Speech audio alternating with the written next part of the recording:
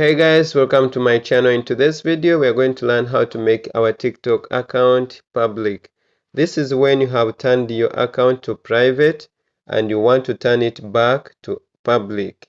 First you'll need to click on your TikTok application. Then at the bottom you're going to click on the profile icon. This is our account. Let's click on the three lines on the upper right corner.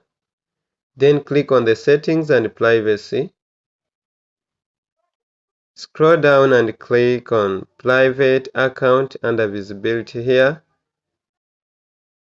As you can see, our account is turned to private. We need to turn it back to public by disabling this feature.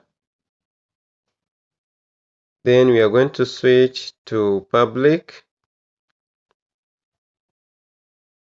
Now our account is switched to public. That's all for today. If you like this video, press the like button and subscribe. See you in the next one.